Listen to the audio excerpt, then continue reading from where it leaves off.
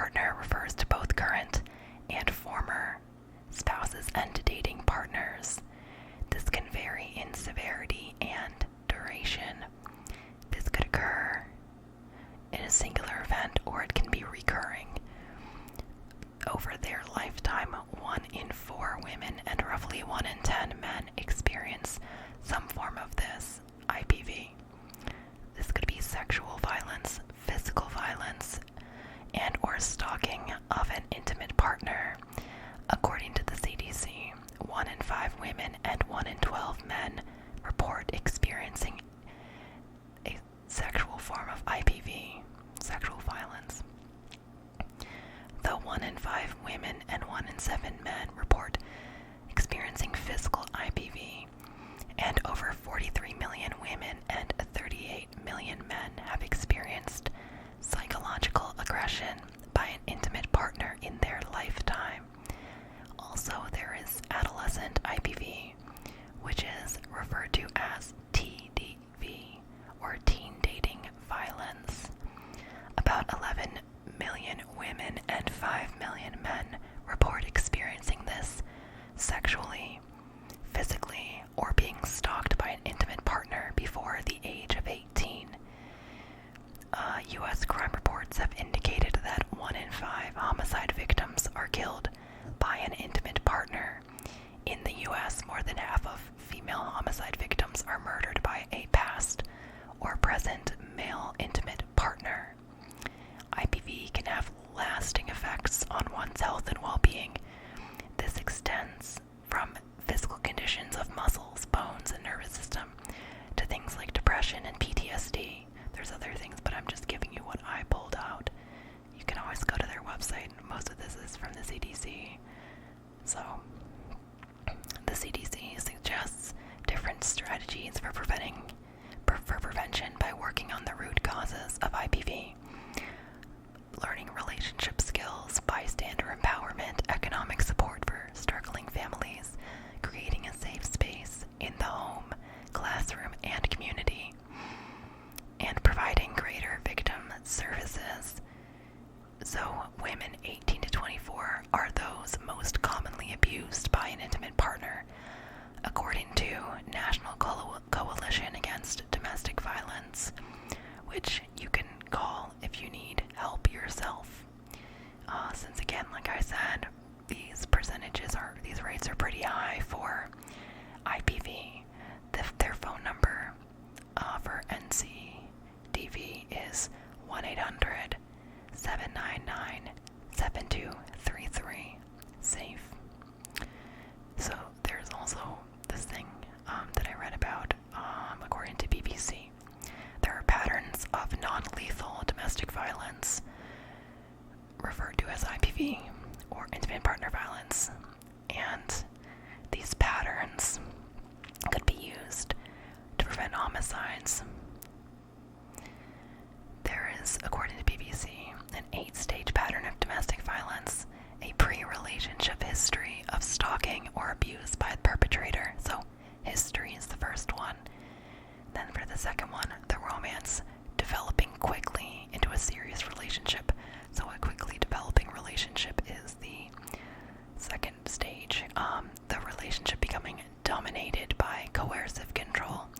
So phase 3 is coercive control. A trigger to threaten the perpetrator's control. For example, the relationship ends or the perpetrator gets into financial difficulty. So there can be a trigger. Then there is an escalation, an increase in the intensity or frequency of the partner's control tactics, such as by stalking or threatening suicide. The perpetrator has a change in thinking, choosing to move on either through revenge or by homicide. Then there's the planning stage. The perpetrator might buy weapons or seek opportunities to get the victim alone. Then there's the stage that is homicide. The perpetrator kills his or her partner and possibly hurts others, such as the victim's children. So this can be wide-ranging, not just the partner, but others in that person's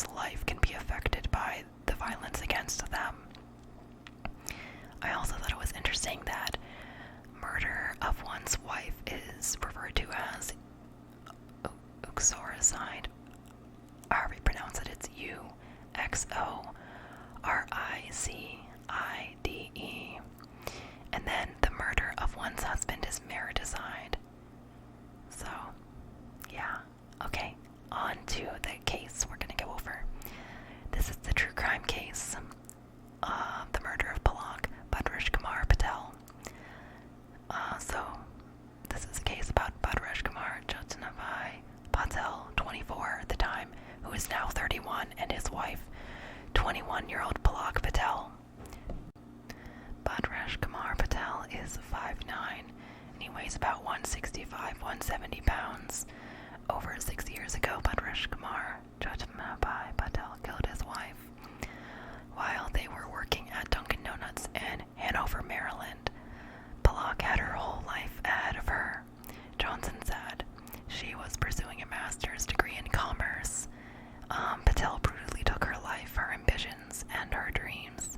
On Sunday, April 12, 2015, Palak Patel was beaten to death by her husband while working the night shift at Dunkin Donuts. The address of the Dunkin Donuts is 7657 Arundel Boulevard in Hanover, Maryland, as I said. The couple were from India. Bhadreshkumar was born in Kantroti village in Viramgam, Gujarat. Bhadreshkumar Patel and Palak Patel married through an arranged marriage in 2013. They came to the U.S. for their honeymoon visa, according to one of the articles I read, but so they were entered to the U.S. to celebrate their honeymoon, though police did mention that a month prior to the murder, the couple's visas had expired, and Palak is believed to have wanted to return home to India, while her husband was in total opposition of this. Palak missed her parents and wanted to go home. Since Bhadreshkumar had family ties in the U.S., it was different for him, whereas Palak had no other family in the U.S. aside from her husband and his family. According to Crime Watch, her whole world revolved around him and his world, what he wanted and needed. They got to the U.S. and decided to stay. They moved in with his family in New Jersey. They eventually moved to Hanover, Maryland, a residence just across the street from Dunkin Donuts the couple worked at. It may also be helpful to note that over the year prior to the incident, neighbors of the Patels reported a loud noise complaint to the police. The police are not certain whether the noise involved the Patel couple. Upon investigation, the report had been cleared and no charges were filed. No charges were filed regarding the incident. According to Palak's parents, she told them she wanted to go back to India and had expressed to them how tense and strained her relationship was with Bhadreshkumar of late. The murder was described by authorities as a crime of passion, though without any indications of premeditation on the part of the unsupper killer. Though he had a way to get away quickly, so you could argue that maybe there was some type of premeditation, but he did this in a fit of passion. Supposedly, the night of the murder, the couple was working the night shift together at Dunkin Donuts. Palak was telling her mom how much she missed them and wanted to come home just prior to the murder. She had made a call to her mom in India only minutes before her death. This conversation was overheard by her husband. Cops speculate this may have angered him. According to Special Agent Jonathan Schaefer, it's possible that he thought he would be disgraced by her leaving and going back to India. There was an argument prior to Palak's husband's violent assault. So he proceeded to grab her phone and headed to the back room, which is where the event took place. Basically, he stabbed her to death. Based on surveillance, the attack occurred at 9:32 p.m., though Palak was not discovered until at least 10 p.m., nor was she identified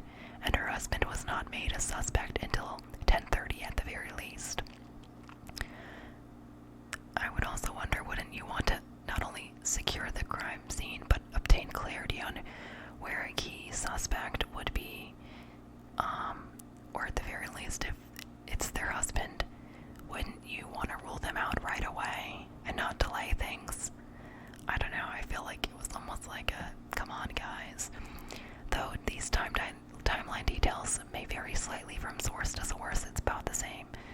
He had at least an hour to run away before they began their search for him.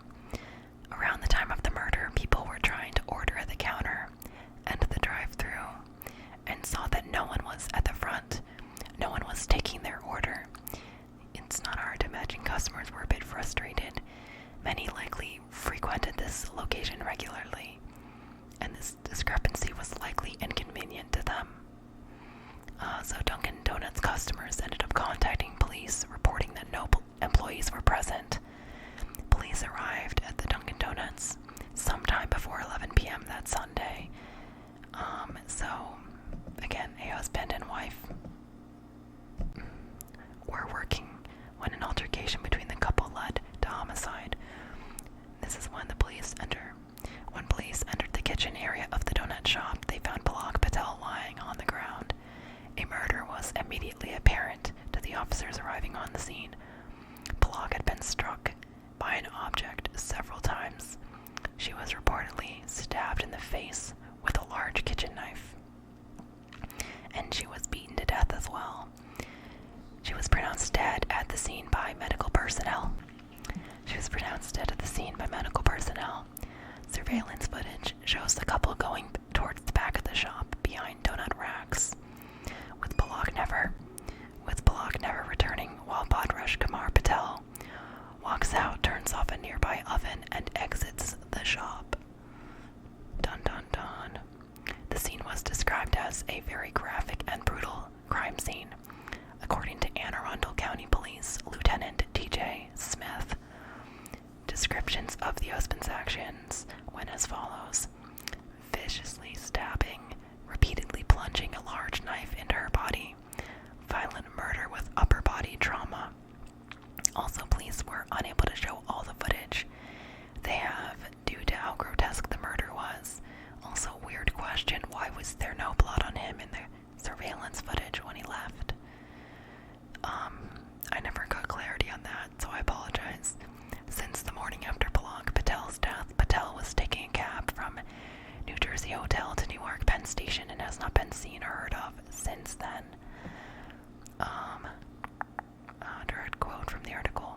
According to Baltimore FBI article from 2017, after leaving the donut shop, Patel walked across the street to the apartment he shared with his wife, retrieved a few items and some cash, and then hailed a taxi.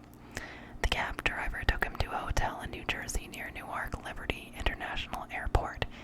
He checked in at about 3 a.m. with no bags, just the clothes on his back. He checked out around 10 a.m. and took a hotel shuttle to Newark Penn Station, and this is the last anyone has seen of him.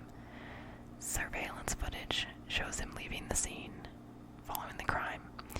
Right. The residence was right around the corner from the Dunkin Donuts they worked at, so it was really easy for him to go in and out. Then he walked over to the mall, which had lots of cabs for hire, and then he was taken to the airport, and he stayed at a hotel there. The cab driver drove him nearly 200 miles to a hotel near the New Jersey airport in Newark.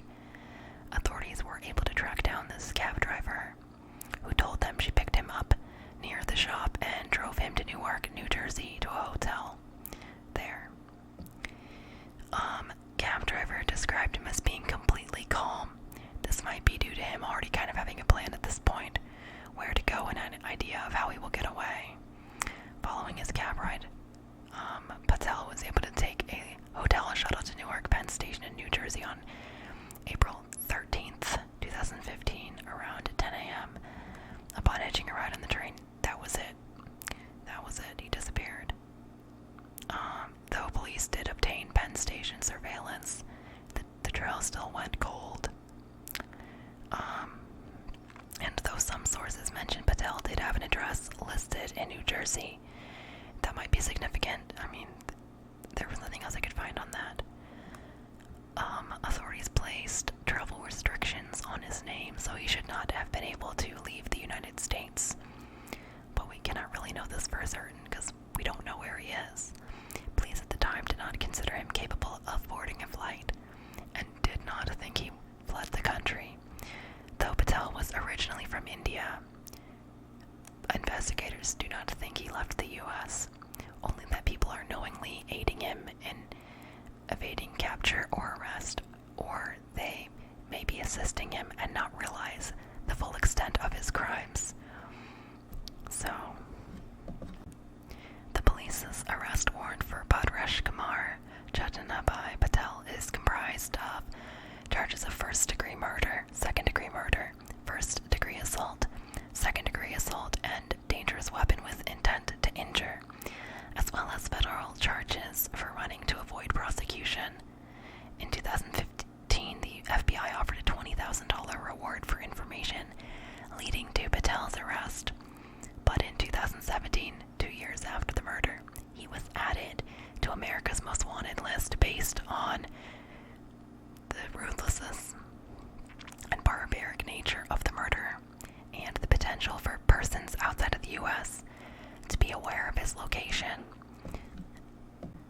This was explained by FBI Special Agent Gordon Johnson running their Baltimore field office, and at this time the FBI reward was increased to $200,000.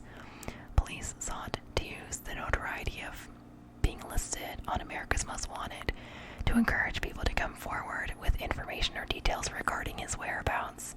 Nothing has really happened, though. They haven't caught him. Arundel Police Chief Tim Altomare said, "The violence in this case was stark, it was heart-wrenching, and it was a shock to our collective conscience on the police department." This is a statement released by Dunkin Donuts following the homicide. "We are aware of the tragic incident that occurred at the Dunkin Donuts Baskin-Robbins combination restaurant on Anne Arundel Mills Boulevard in Hanover, Maryland. All of us at Dunkin's brands are saddened to learn of the death of crew member Palak Patel, and our thoughts go out to her family and friends. The franchise owner is cooperating fully with local authorities in their investigation. As this is a pending police matter, it is inappropriate for us to comment further." According to Chief of Police for Anne Arundel County, Tim Altomare, Palak Patel was murdered in a depraved act of domestic violence. He goes on to say numerous and overwhelming efforts have been made in attempts to locate Bhadreshkumar, and none of the efforts to date have been met with success.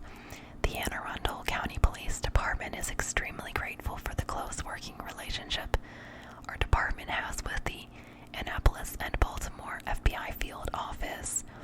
In cooperation with the FBI, the Anne Arundel County Police believe we will certainly locate Bhadreshkumar and provide justice for Palak that her family desperately seeks in order to find closure. Baltimore FBI agent Gordon Johnson continues to emphasize the importance of public assistance in the apprehension of Bhadreshkumar Patel. Investigators believe Patel may have fled to parts of the U.S. to his relatives or in hopes of going back to India or Canada. They believe he has ties to New Jersey, Kentucky, Georgia, Illinois, and India. Anyone potentially aware of Bhadreshkumar Patel's whereabouts are implored to contact authorities. He is considered armed and dangerous. Anne Arundel County Police can be contacted at 410-222-4743 or 410-222-4700. The FBI also asks anyone with information that might lead to his apprehension to call 1-800-CALL-FBI. And they have some other information for people to contact, but that is all I have for this case. I hope you enjoyed this video, and stay tuned for the follow-up video on a case in Maryland in